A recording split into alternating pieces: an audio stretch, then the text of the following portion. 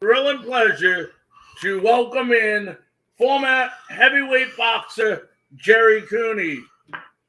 Gerry, how you doing today? Can you hear me, Gerry? What's cooking, Larry? Good. Are you able to hear me? I can hear you now. Yes, I can. I'm hooked up here. I'm just trying to turn this down a little bit. Okay. Is that better?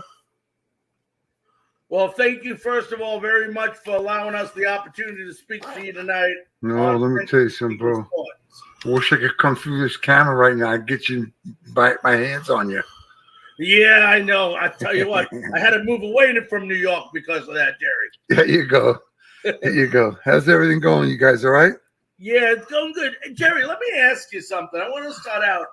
I mean, I've watched you. I had the pleasure of watching you your entire career, growing up in New York for first 13 years of my life, living on Long Island, then moving to Massachusetts.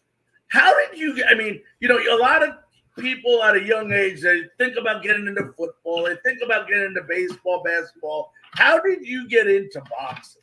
My father always had a couple of pairs of gloves laying around, and we used to go out in the backyard and box around. And I used to carry the gloves to school when I was, ninth grade or something. And I'd box the kids at the school bus.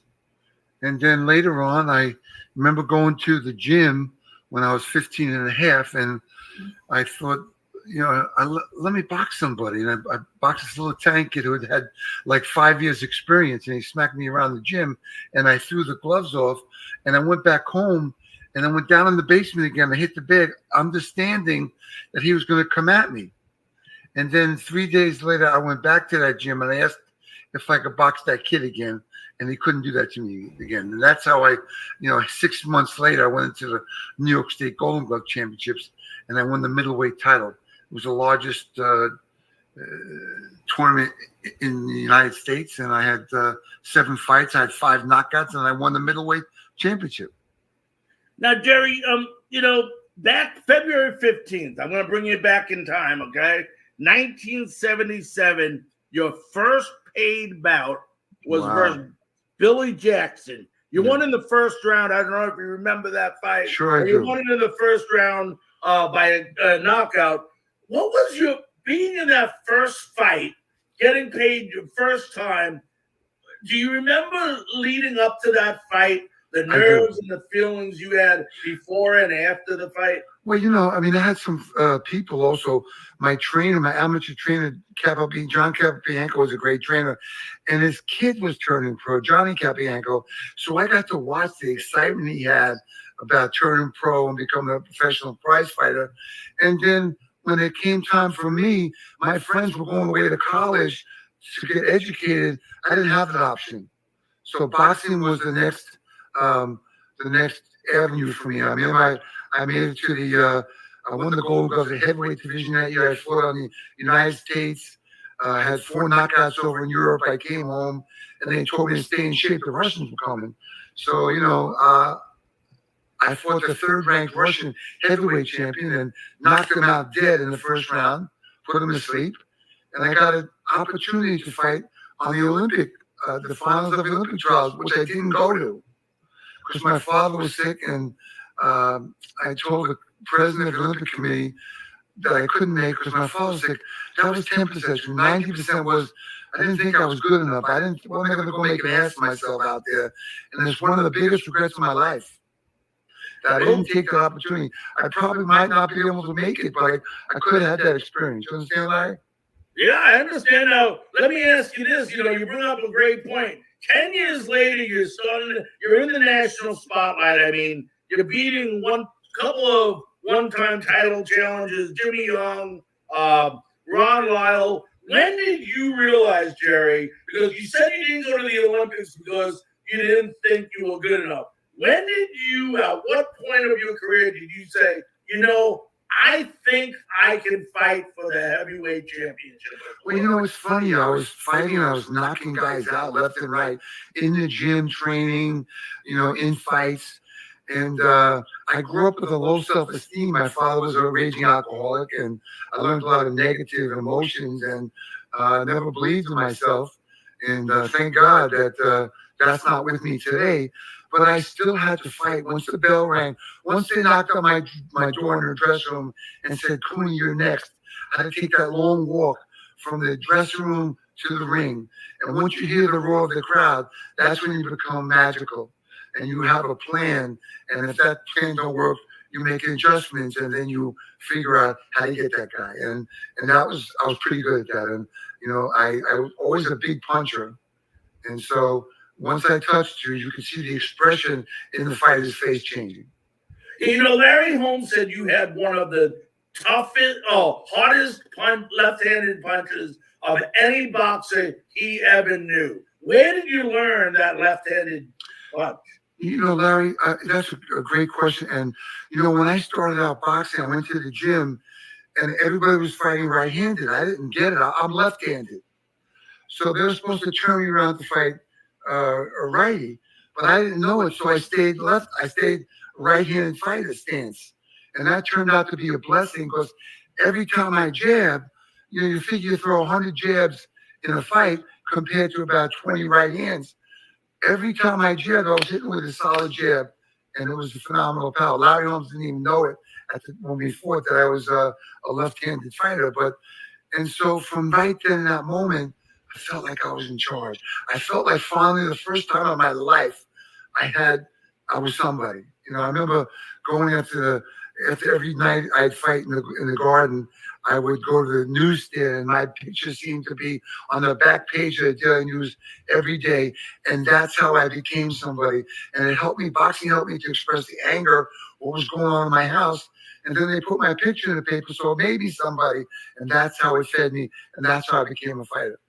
How did you transition? I mean, you went from a boxer who didn't have yet a big following in the late 70s, and 10 years later, you're starting to fight well-named boxers or previous title challenges fighters. I mean, how was the transition from being somebody that wasn't famous to all of a sudden being on those tabloids, the New York Post, the Daily News? I remember them all, Newsday, all those papers.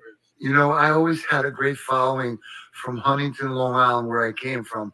It was about a 35-minute ride into the garden. And back then, in them days, every preliminary fight was in the felt form, the small garden.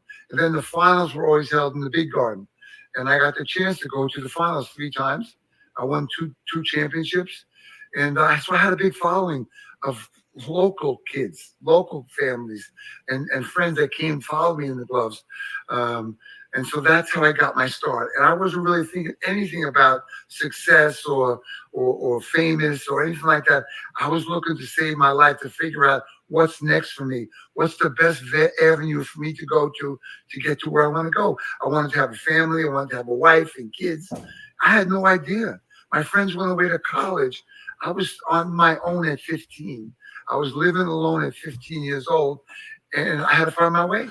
And boxing was the way for me. Yep, and you had a big, Smithtown, where I was from. Oh, yeah. You had a big follow. We were right down the road. We knew where the Huntington Townhouse was over there in Huntington. It's so great. It's so great. Like, I was put into the Long Island Hall of Fame. It was a very exciting time for me. And I had a lot of great moments.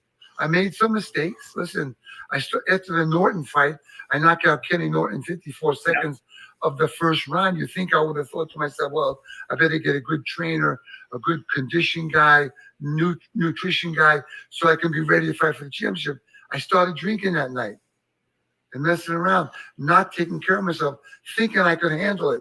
And I found out years later that Larry Holmes never drank, never smoked, never took a drug through his whole career. And I was drinking at 12.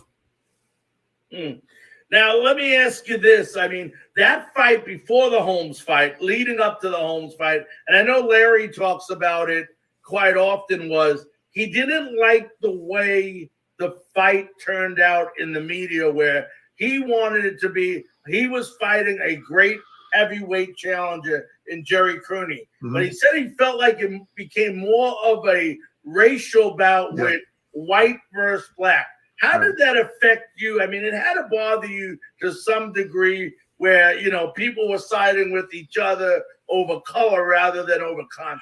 Listen, there is ignorance in the world.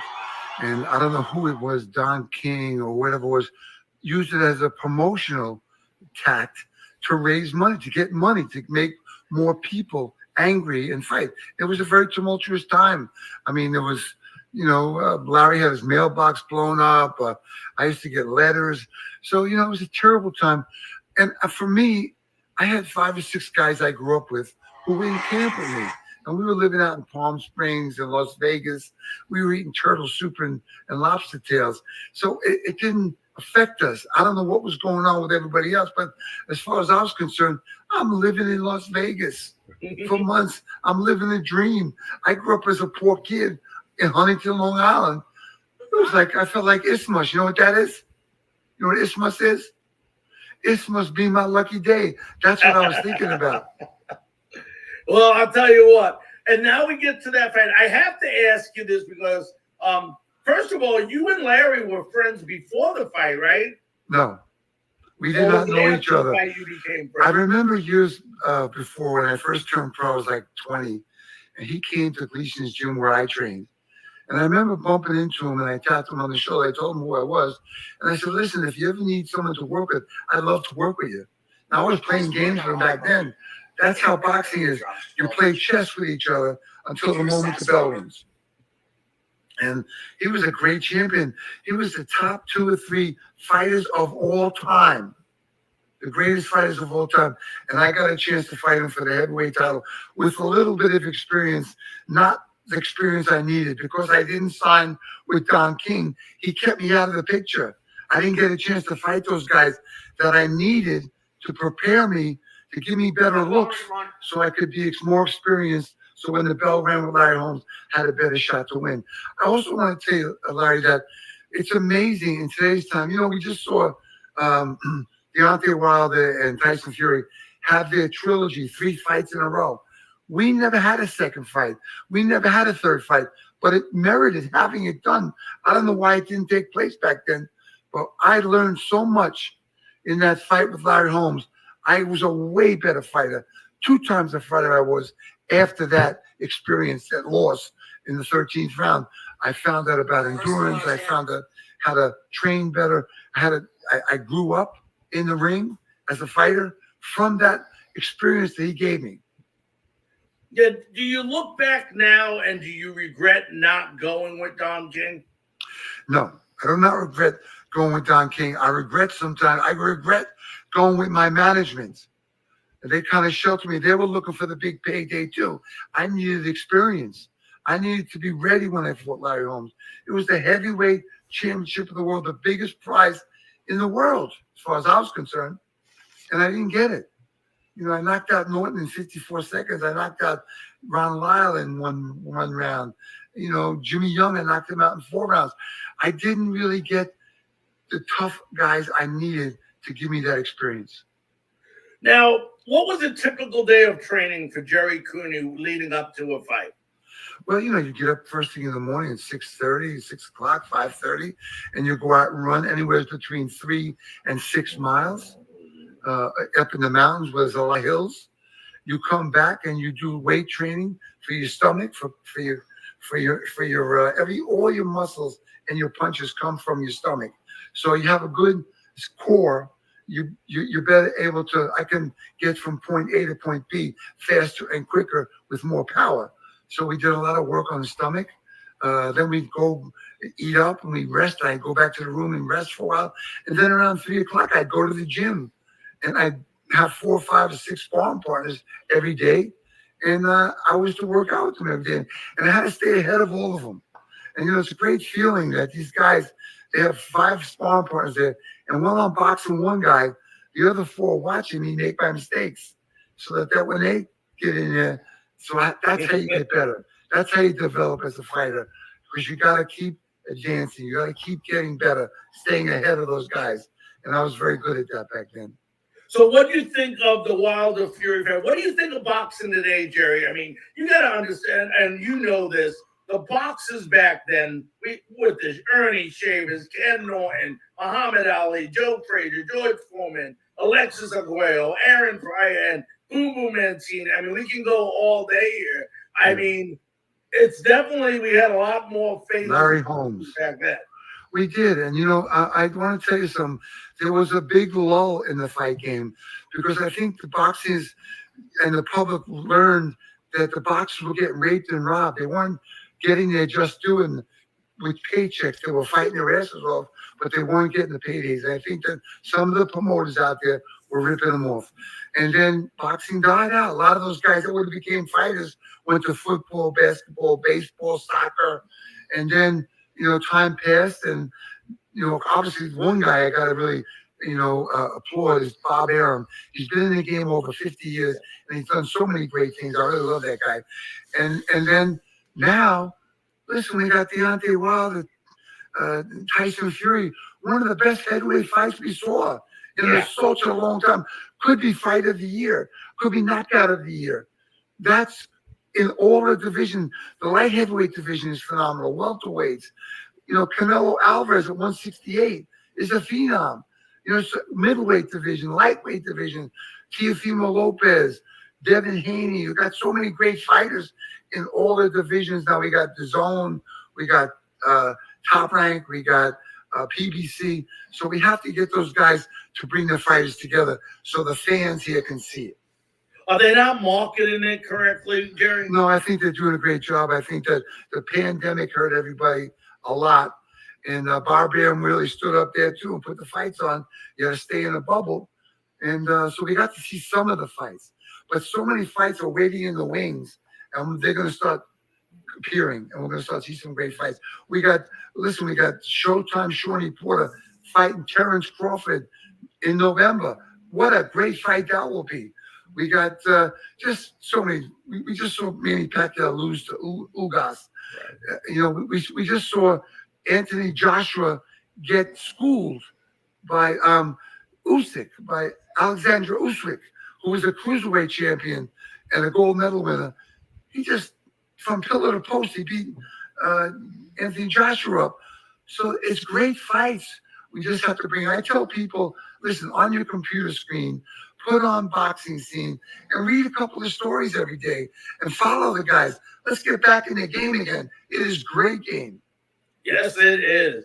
Talk about your gym or your academy, Gerry. I know you're doing a lot. Talk about what you're doing for younger kids with boxing, and also talk about how the academy has helped you grow as a person as well.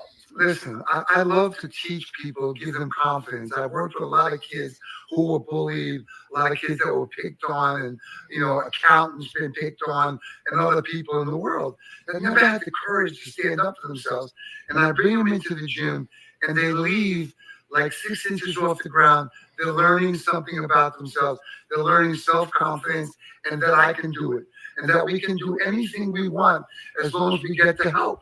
As long as we ask the question, can you help me? There will always be somebody to help you, direct you, and to make you all you can be. And I had such success with it, and that it's not like it's all free. Like we help each other grow. If someone did it for me, I can do it for them, and then it gets passed on again. And that's the great gift about it. And I believe in charity work. I think everybody should do charity work, helping the less fortunate get to a better place. And I've been lucky and fortunate enough that through my whole career, I've got to be with some of the greatest athletes of all time, basketball, football, just all the sports, baseball, doing charity work for the less fortunate. And that's a big thing I stress for people to do. That's awesome. Last question before I let you run, Gerry. You sure you want to fight me? I'm having second thoughts all the time. You see that there, bro? Yeah, that left is gonna hurt me. Trouble, bro. Trouble. Hey, my dad was a lefty too. Oh, really? Yes, he was. So let me ask you this: if there's kids out there, because parents have this fear, how that is. Just like now with football, we're getting hit in the head and all this stuff going on. What advice would you give to kids and their parents that would love to go into boxing, or maybe are afraid of their kids getting hurt at a young age? Well, first of all, you don't have to box to go into boxing. You can go and work the pads. You can work the heavy bag. You can hit the speed bag. You can skip rope. Build you a lot of self-confidence in yourself. But I tell people, when you go to the gym, don't say anything. Just go for a couple of days and watch the guy who's teaching defense. Watch the guy who's teaching the guys how to protect themselves, how to keep their hands up, keep their elbows in, and step to the right.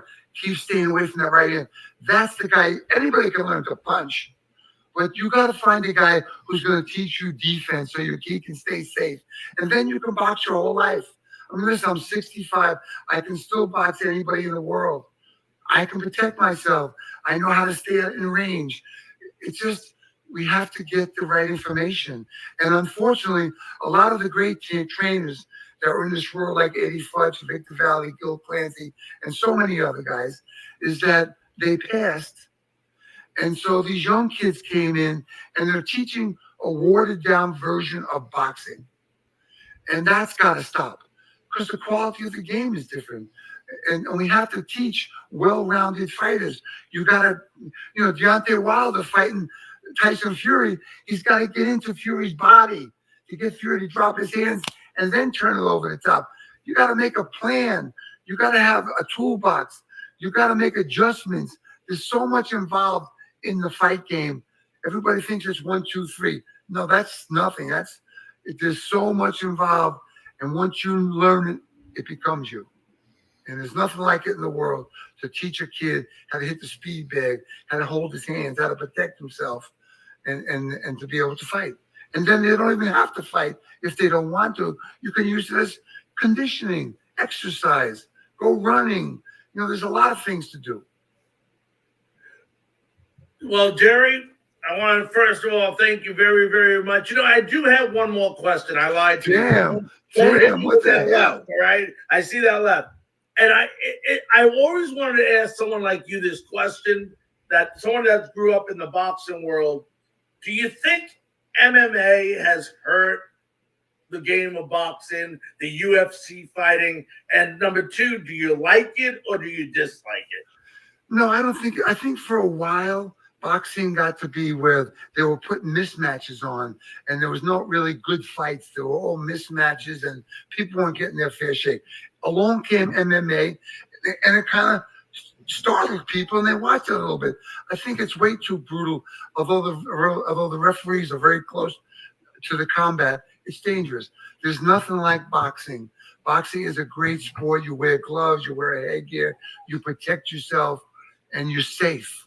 You're taught to be safe and to look out for yourself. Listen, I'm not going to begrudge them of what they do.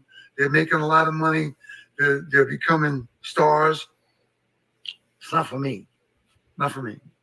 Well, I got to tell you, I feel a lot safer being here rather than next to you right now. Thank goodness. You're so right. I'll get my hands on you, bro. Let me get my hands on you, bro. But on a serious note, I want to thank you very much for joining Frankly Speaking Sports tonight. It's great to have somebody I lived right down the road from, that had an unbelievable career. And I'll tell you what, I grew up watching you, obviously, in Long Island, and want to thank you very much for all those times you allowed me to have watching you box. Rick, I want to say thank you. I enjoyed your show, and hello to your fans. Anytime you need me, when there's a big fight coming up, you want me to help you break it down, just call me. I would definitely do that, Gerry, and be safe out there, okay? All right, my friend. Thank you. All right, Peace, thank Gerry. you. Peace. That was Gerry Cooney,